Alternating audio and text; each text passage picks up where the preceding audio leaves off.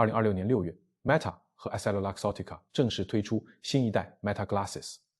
这不是简单给智能眼镜换个外壳 ，Meta 官方说得很清楚，这副眼镜从第一天开始就内置 Meta AI， 并由 MuSpark 驱动，它能看见你眼前的东西，听见你身边的声音，把 AI 直接放进你的日常场景里。所以这件事真正有意思的地方，不是 Meta 又发了一副眼镜，而是扎克伯格正在把 AI 战场从聊天框里搬到你的脸上。很多人到现在还以为 AI 的胜负会在聊天框里分出来，谁的模型跑分更高，谁的推理更强，谁又先通过了某个行业测试。大家盯着这些东西看，好像只要赢下大模型，就赢下了整个 AI 时代。但我觉得真正的战场已经从屏幕里挪出来了。OpenAI 还在抢聊天框里的超级大脑， Meta 已经开始抢现实世界的默认位置。为什么这个默认位置比模型更要命？扎克伯格烧了这么多年钱，到底在赌什么？今天我们就把这件事讲清楚。大家好，我是硅基先知，专门帮你把科技公司的动作翻译成市场能听懂的语言。要理解 Meta 为什么死磕智能眼镜，得先看他当年吃过的那次亏。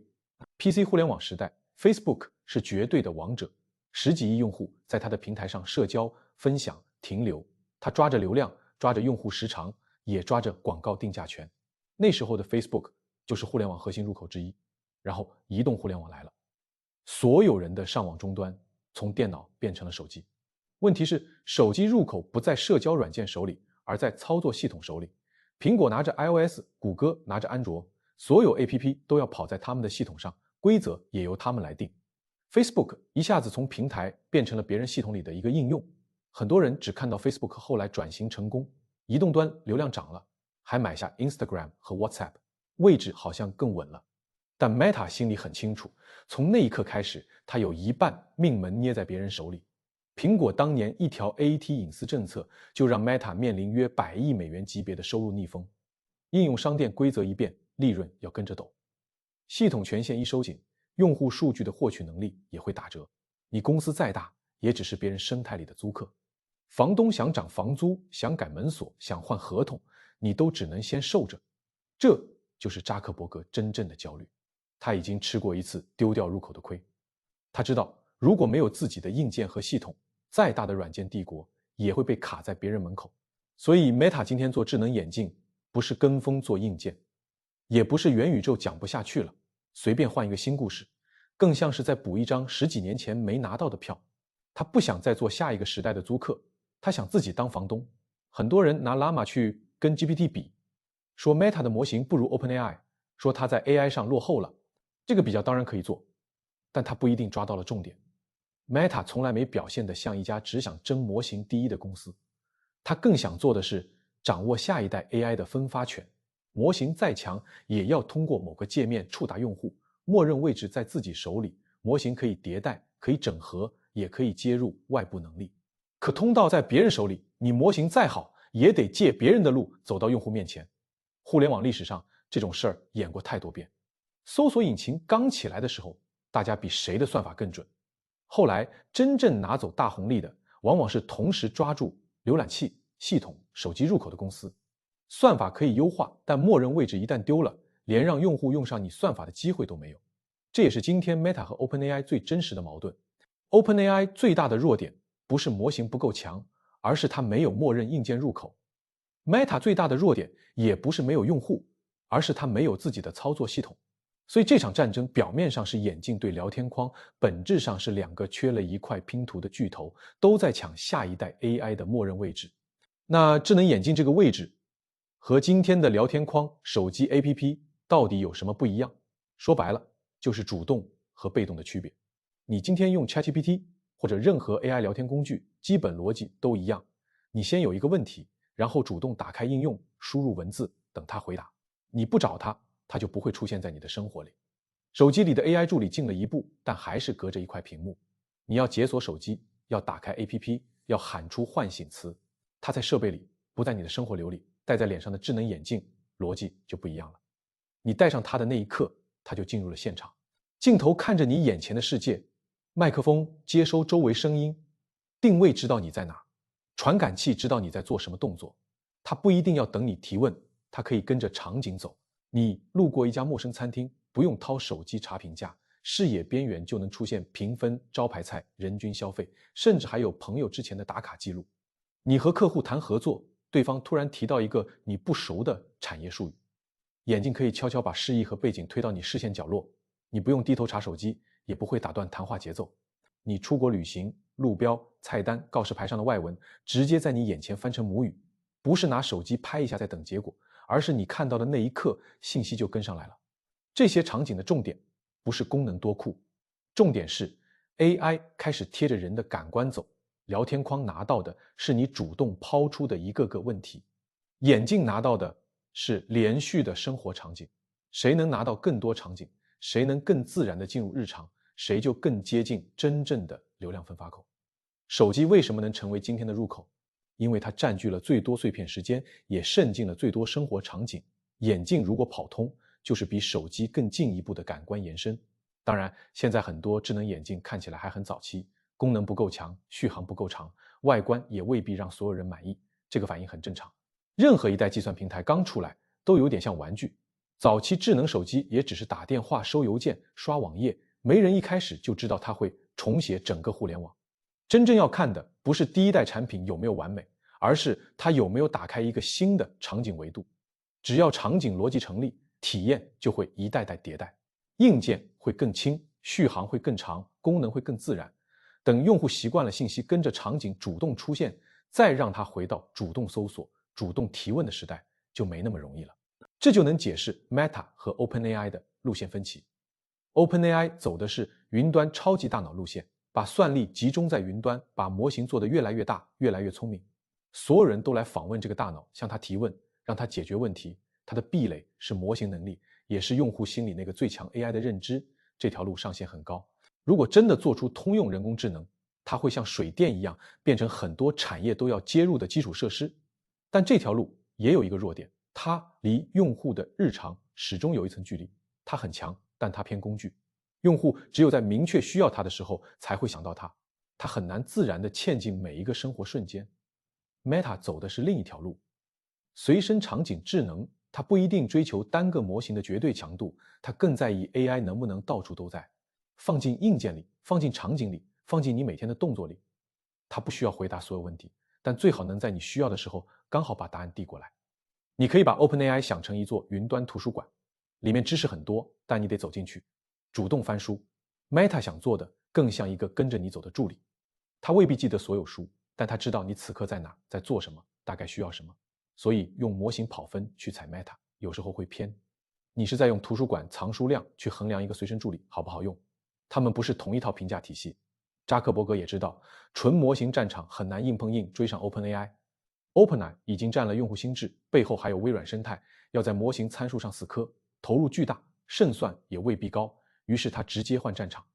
你守着聊天框做超级大脑，我去现实世界抢物理接口，你赢模型深度，我抢场景广度。这是典型的错位竞争。Meta 手里的牌其实也不少，它有全球最大的社交网络，有几十亿用户的社交关系链，有成熟的广告变现系统。它做了很多年 VR 和 AR， 在光学、空间计算、硬件交互上也交过不少学费，再加上开源的 Llama 生态，开发者也在慢慢聚起来。如果这些东西和智能眼镜串起来，就会形成一条闭环，硬件拿到场景数据， AI 处理并提供服务，社交关系提高粘性，广告系统完成变现。这条闭环一旦跑通， Meta 就不只是社交软件公司，也不只是硬件公司，它会变成下一代 AI 计算平台的分发方。这样看你就更容易理解，为什么 Meta 愿意让 Reality Labs 连年亏损几百亿美元砸进去也不回头。元宇宙叙事最热的时候，市场骂得很凶，说扎克伯格走火入魔，说 Meta 乱花钱，说一个看不见摸不着的元宇宙撑不起这么大的资本开支。那段时间 Meta 股价跌得很惨，市场用脚投票表达的是不信任，但今天回头看，那些钱并不一定全都打水漂了。元宇宙这个故事太远，离普通用户太远。智能眼镜不一样，它是一个摸得到、戴得上的产品。之前为 VR、AR 空间计算投入的技术，突然有了一个更现实的落点。硬件研发能力、供应链经验、交互技术，这些东西都可以平移到智能眼镜上。以前市场觉得 Meta 在为幻想烧钱，现在再看，它可能是在给下一代 AI 的感官层铺底座。这笔账不能只按硬件生意算。如果只是卖眼镜，一副赚几十上百美元，那前面亏掉的钱确实很难回本。硬件生意天花板清楚，竞争激烈，毛利也有限，还要承担供应链和库存风险，但分发权不是这么算的。谷歌靠搜索入口撑起了多少广告收入？苹果靠 iOS 系统又拿走了多少应用分发收益？入口的价值从来不只是硬件利润，而是背后的注意力流向。谁掌握默认位置，谁就掌握服务触达用户的管道，也掌握更强的商业定价权。如果智能眼镜真的成为下一代 AI 主流设备， Meta 拿到的就不只是卖眼镜的钱，它可能拿到下一代搜索、社交、广告、AI 服务的前台位置。到那个时候，今天烧进去的钱才有机会变成后来者跨不过去的门槛。所以看 Reality Labs 不能只看它亏了多少，更要看亏损换来了什么，是换来先发生态壁垒，用户习惯，还是只是维持一个故事？市场并不天然害怕烧钱，市场怕的是钱烧完了，壁垒没留下，最后给别人做了嫁衣。当然，这条路一点都不轻松，最难绕开的是隐私。智能眼镜最大的优势是随时随地获取场景信息，但这也正是它最危险的地方。你戴着眼镜走在街上，镜头朝前，路过的陌生人、街边的店、室内的环境都可能进入记录范围。被拍到的人大多并不知情，更谈不上同意。这不是简单的会不会偷拍，这是公共空间隐私规则要不要重写的问题。今天你在路上知道有监控，至少你大概知道监控在哪，它是固定的。可如果每个人脸上都有一个带 AI 分析能力的摄像头，那你走到任何地方都可能被别人设备里的 AI 记录、分析、上传。这种监视感会引发非常强的公众抵触，监管也不会轻易放过。欧盟的 GDPR、美国各州的隐私法案对生物信息、公共场景拍摄、数据收集都有很多限制。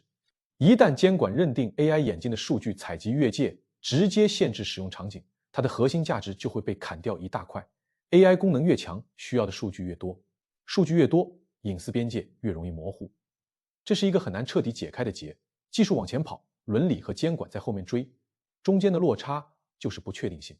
很多技术乐观派会说，技术进步最后总会被接受，但历史不是这么走的。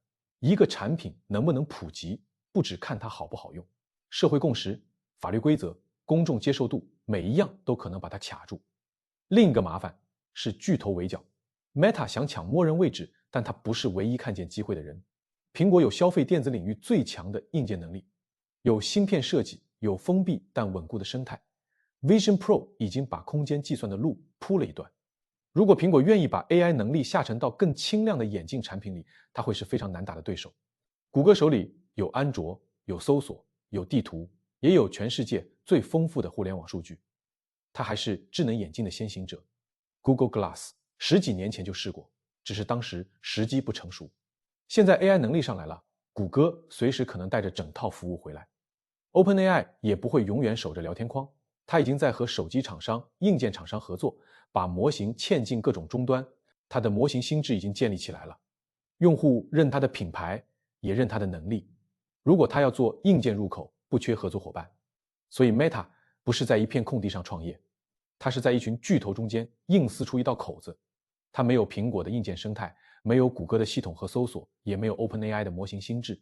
它能靠的是先发、更快的迭代、更激进的产品策略，以及尽快让用户形成习惯。但入口这件事从来不是先发就稳赢，先发者教育市场，后来者摘桃子的故事。科技行业太多了，用户习惯、生态完善、体验打磨，每一步都不能走偏。任何一个对手打出重牌，都可能把 Meta 的优势抹平。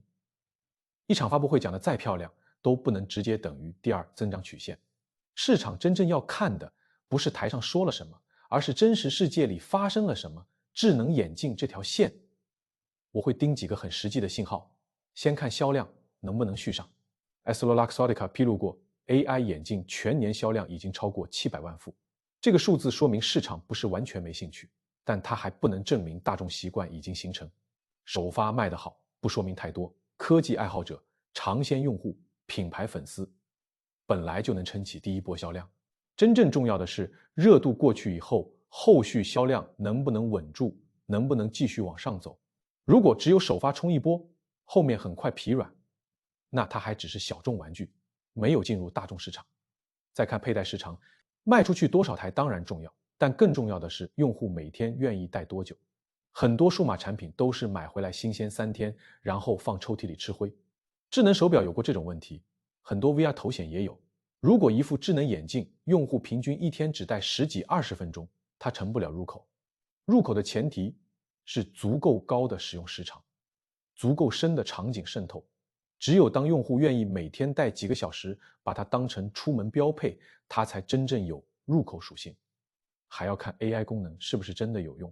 现在很多 AI 眼镜功能更多是翻译、拍照、信息提示，新鲜感有，但离真正刚需还差一段。什么时候它能切进工作流，能帮用户处理真实的工作、学习、生活任务，让用户产生摘下来就不方便的感觉，那个时候才算站稳。从有点意思到离不开，中间隔着很远，平台价值也只有走到后面那个阶段才会真正释放。最后看亏损的转化效率 ，Reality Labs 继续亏钱，这并不意外，关键是亏损有没有换来对应进展，是越亏越有壁垒。技术、生态、用户量都在往上走，还是越亏越迷茫？钱砸进去听不到响，只是在维持叙事，硬件出货量只能证明有人买单。日活、佩戴时长、使用场景才能证明默认位置是不是真的成立。在这些信号被验证之前，宏大的故事都还只是预期。市场可以提前给预期定价，但预期最后一定要落地。